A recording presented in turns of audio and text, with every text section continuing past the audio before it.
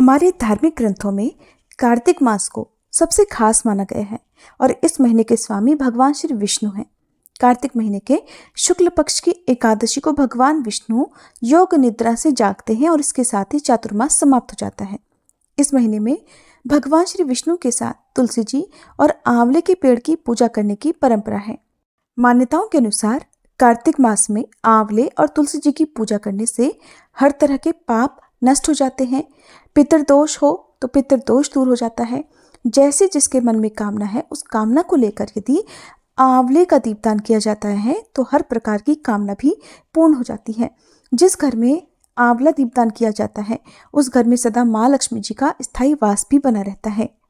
वैसे तो कार्तिक के पूरे महीने में ही आंवला दीपदान करना चाहिए, लेकिन जो लोग पूरे महीने में आंवला दीपदान करने में असमर्थ होते हैं, ऐसे में यदि आप एकादशी जो कि कार्तिक शुक्ल एकादशी है उस दिन से लेकर कार्तिक पूर्णिमा तक भी आंवले का दान करते हैं, आंवला दीपदान करते हैं, तो उससे भी आपको पूरे महीने में या पूरे वर्ष में किए गए दीपदान का फल प्राप्त हो जाता है।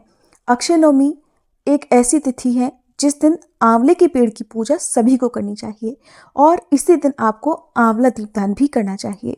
वैसे तो आप अक्षय नवमी के अलावा, जिसे हम आंवला नवमी भी कहते हैं, इस मास में आने वाली जो भी मुख्य तिथियां हैं जैसे कि एकादशी, वैकुंठ चतुर्दशी, पूर्णिमा, अमावस्या या गोपाष्टमी या जो भी दिन भगवान श्री विष्णु से जुड़े हुए हैं उन दिनों में भी आप आंवला दीपदान करके पुण्य की प्राप्ति कर सकते हैं।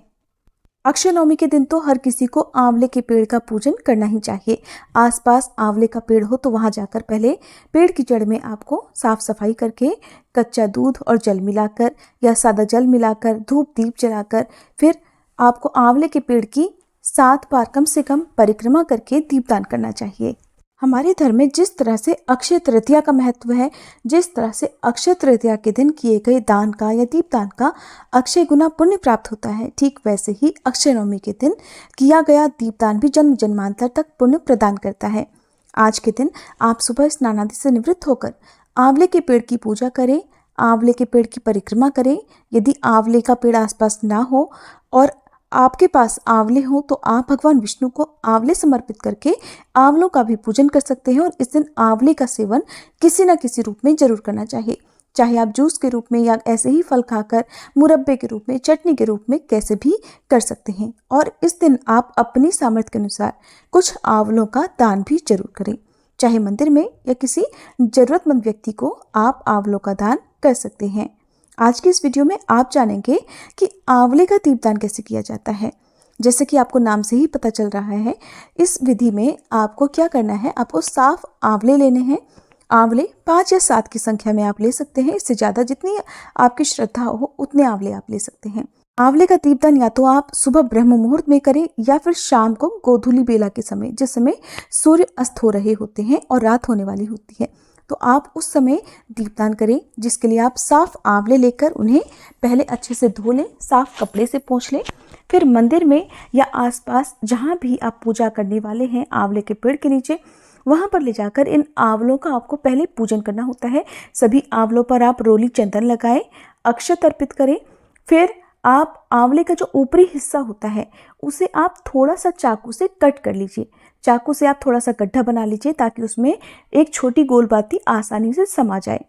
और जो बाती है वो घी की हो तो ज़्यादा अच्छा है, घी की ना हो तो आप तिल के तेल का प्रयोग भी कर सकते हैं।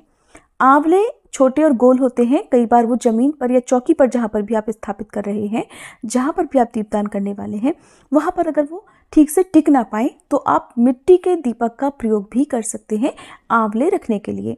जिस जगह से आंवला टहनी से जुड़ा होता है उस जगह ऊपरी हिस्सा थोड़ा सा कट करके गड्ढा बनाकर घी में या तेल में डुबोकर उसमें बाती रखें और फिर सभी आंवलों को आसन दें, अक्षत का या पुष्प का आसन दें और फिर इस प्रकार से उन्हें प्रज्वलित कर दें जैसे कि आप नॉर्मल दिया जलाते हैं।